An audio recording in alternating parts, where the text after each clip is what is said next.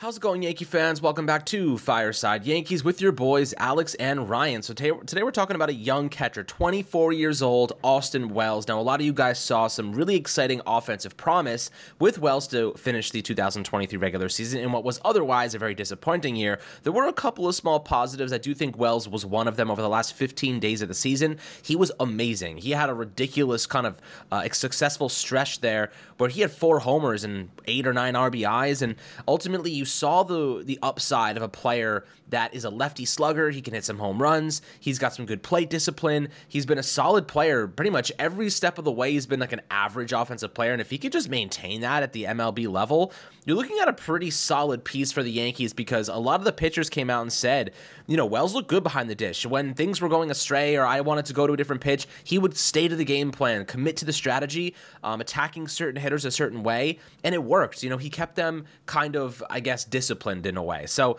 you know, he got a lot of great reviews from the pitchers, manager Aaron Boone, and now we're going to sit here and talk about what he's doing this offseason to continue his growth and development. This is a really exciting young player that could end up starting next season, if not backing up Jose Trevino until he's ready to take over a more prominent role. I know, Ryan, you have a lot of stats and information to give us, but before we dive into it, how you doing today, my friend?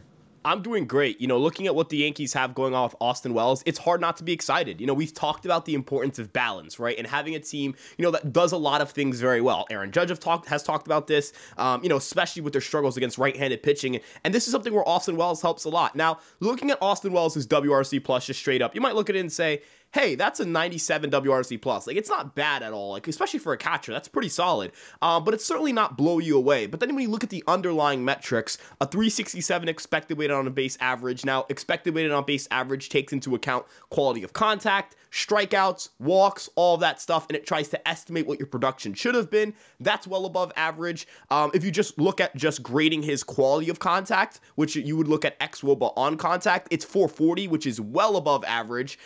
He barreled 14% of batted balls, and against right-handed pitching, he had a 116 WRC plus. And that's important because the guy you expect to platoon with Austin Wells is Jose Trevino against left-handed pitching. Now, Jose Trevino over the last few years has been really good against lefties, especially as a Yankee, slashing 291, 345, 500 with an 8.4% strikeout rate. So think about that. A 290 hitter with a sub 10% strikeout rate against lefties. If that's what you're getting in Jose Trevino in those matchups, that's a really nice hitter to have at the bottom of your lineup, especially again for a team that really struggles to put the ball in play and sometimes struggles to get that big hit or get a runner over. And also his quality of contact is pretty good. So overall, these two guys kind of play very well towards each other. And you're talking about, you know, hey, you know, Austin Wells is taking the initiative to go and work in Tampa. He's taking the initiative to say, hey, I'm going to go and improve my game. And I thought defensively he showed a lot of promising signs, you know, +2 framing runs, +1 FRM on Fangraphs, which is another framing, you know, metric.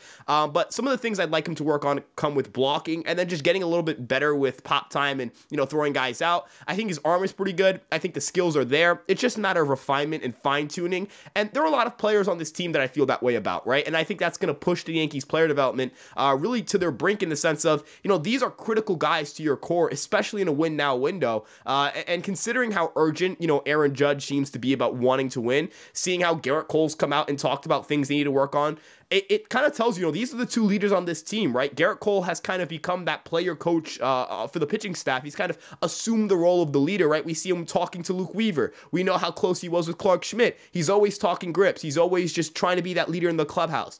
Aaron Judge is the captain of the team. Aaron Judge is the guy you know, look at as not just the leader of the position players, but of the entire roster, right? So, you know, when these two guys are speaking out, you know that means that there's some sense of urgency. There's some sense of, hey, we need some things to change, and I think Austin Wells is a part of that. You want to get more left-handed, you want to have a bit more power, you want to get that production from the catcher spot, especially seeing that you got to have some question marks across the roster. Is Anthony Volpe going to take that leap as a shortstop? Until he does that, you kind of have him as a question mark there. You can't really rely on him to give you big offense, right? We don't know who the left fielder is. We don't know who the center fielder is. We don't really know who the third baseman is. It could be Peraza, but that's still up in the air. You know, first base is a question mark with Izzo coming back from concussion stuff. You know, obviously you expect Judge to be what Judge has been for the Yankees. Your DH is a question mark with Giancarlo Stanton. So, you know, anytime you can get a win from your player development and get a win in terms of, hey, can Austin Wells become that guy? I think that takes your team to a whole nother level. And it, again, adds to your left-handed hitting. And so if you add another lefty in the offseason and then you presumably get Jason Dominguez back at some point during the year,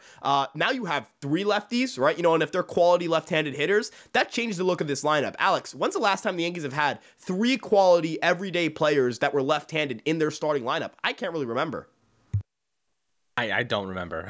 I can't recall. And look, with the Yankees, with what they're trying to accomplish here, I mean, they have so many catchers. We have Kyle Higashioka, Jose Trevino, Austin Wells, Ben Rortvedt, some even, you know, Carlos Narvaez at the AAA level, Ben Rice, a guy that we really like, who we think maybe could take a transition to first base. We're going to talk to him this offseason, hopefully, and see what he's got. But what Wells is doing is what a lot of the players should be doing. And you kind of referenced Judge and Cole's comments here, and I'll go back to those. Judge said, good players do not stop getting better. Once you reach the MLB, it's about getting better. And Austin Wells took that to heart, because you see what he's doing now. You know, according to NJ.com, he's skipping over going back home to Las Vegas, where he can spend time with family, friends, whatever he would do there. He's going to Tampa instead to continue his refinement and development.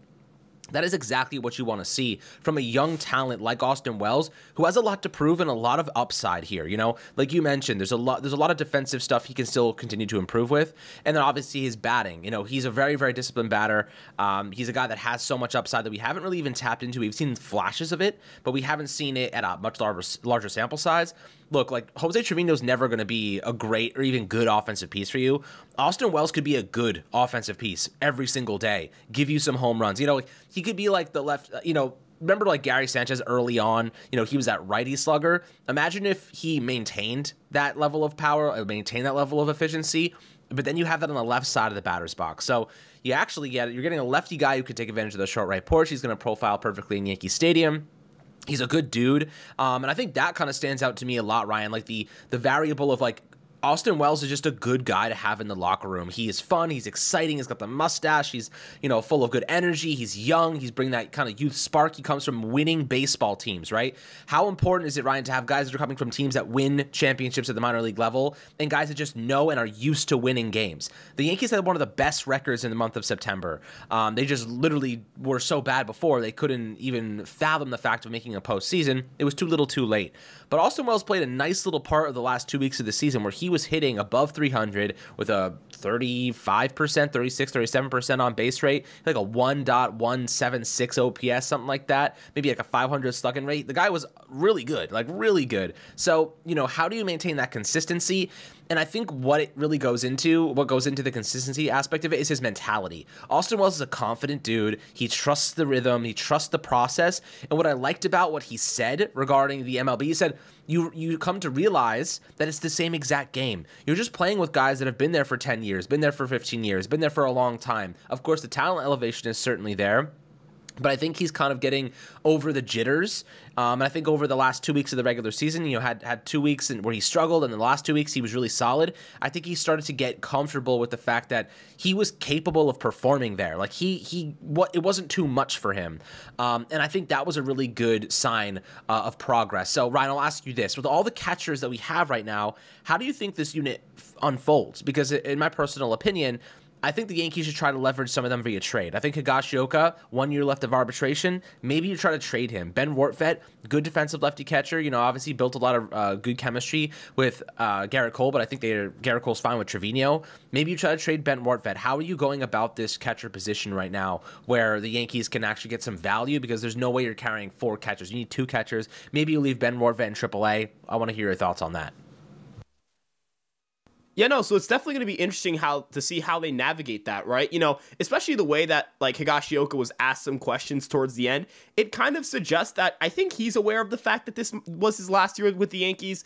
I'm not sure if he gets non-tendered. I'm not sure if he's traded. I would imagine he's traded because I do think there is value there. But again, do the Yankees have any leverage here? Not necessarily. But is that, like, I don't know if that's going to necessarily stop them from just being able to trade him, even if they get like cash considerations or like a player to be named later. I'm sure they can get something for him. But you know, I think your catching duo next year is Trevino and Wells, and I think that should be right, barring any injuries, of course. Like Wells has had some injury stuff. I know he missed spring training last year because of a rib issue, and in years past he's had some injury stuff. And you know, naturally, you know, you look at the catching position, it's physically very demanding, so you kind of assume there is some injury risk. You know, we just saw Trevino go down, right? And this isn't the first injury he's had. I know he got hurt for a little bit, I think in 2022 as well. Higashioka isn't, you know, he has kind of been able to stay healthy for most of his tenure with the Yankees, which you always appreciate. But as you mentioned, you have Ben Wertvet.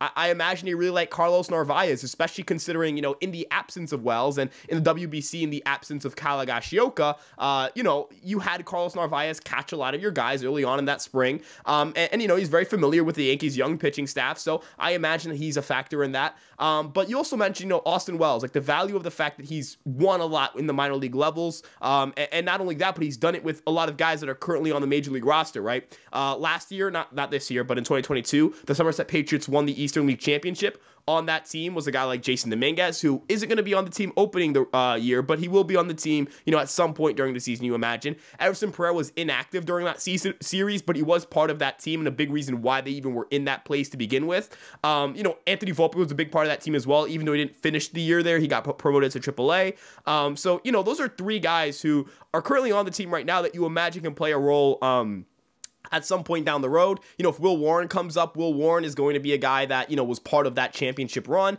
And Randy Vasquez was also, he pitched really well in that postseason series in 2022. That's another guy that you can look at and say, all right, Austin Wells has experience with him. Same with Johnny Brito.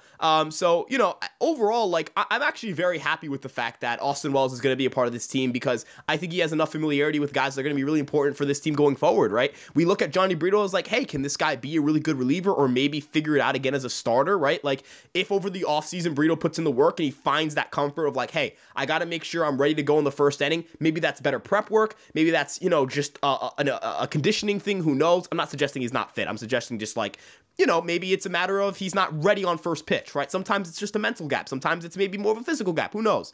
But, you know, whatever work he has to do, if he can get to that point, I mean, we see the stuff. That dude could be really good. Randy Vasquez, same situation, right? Like, we see the stuff. The stuff is beautiful, right? And Wells clearly has a rapport with these guys, and every single pitcher on the staff has raved about him when they've pitched to him. I know Garrett Cole hasn't pitched to him. I know Garrett Cole's a very particular guy. He's never really thrown to the starting catcher on the Yankees. He's always seemed to love the backup because he seems to be able to get more time to work with that catcher, and I think he really enjoys that. And again, Trevino has to be part of this team, in my opinion. I think he's a great mentor for Austin Wells. I think he'll learn a lot from Trevino, not just about, hey, here's how you play defense, right? More so, hey, here's how you handle a pitching staff. Here are some of the nuances. Here's some of the little things I do that I would recommend you do as well. I've heard Austin Wells is great with prep work, right? And he's showing it right now at that work in Florida, right? But I've heard he's great with the pitching staff. I heard that he does excellent things on that front. And quite honestly, I think Austin Wells is the right guy for the job in terms of just makeup. Now, is the skill set going to translate? You kind of hinted at Gary Sanchez a little bit there, like that power, right? Gary Sanchez had a 114 WRC plus with the Yankees. There was a lot of ups and downs, don't get me wrong, but can Austin Wells do that just a little more consistently? If he can do that more consistently, imagine getting 6 years of a 114 WRC plus hitter from the left-handed side for this team. I think we'd all love that. So to kind of wrap up my point here, I think Austin Wells has the makeup to be a catcher. I think Austin Wells has the right people ahead of him in terms of Jose Trevino, Kyle Higashioka at some point this year that can help him and help him learn. And I think he has a rapport with a lot of young pitchers in this organization, and I think all three of those factors are going to help him defensively. I don't think we really have to question the bat at this point. Yeah, I mean, look, if the bat gets even better, you're in even better shape defensively. That's where you're going to hope for the most development. But I'll tell you this. I think it really just comes down to his chemistry with a lot of these pitchers. I think his arm strength, like, look, a lot of, you know, the stolen bases and whatnot this year, it's getting easier to steal bases. They make the bases bigger. They make the distance shorter. Like, it's becoming more difficult for catchers. I'm not even, like, really putting much stock in that right now because the success rate of, like, catching guy stealing is so low anyway. But obviously the marginal differences do make a difference. But at the same time, I think that your offense, Ryan, outweighs, if his bat is good, it outweighs any marginal difference in caught stealing percentages by far. I mean, that's my personal take. I don't know if you agree with that, but like, I think that difference is significant.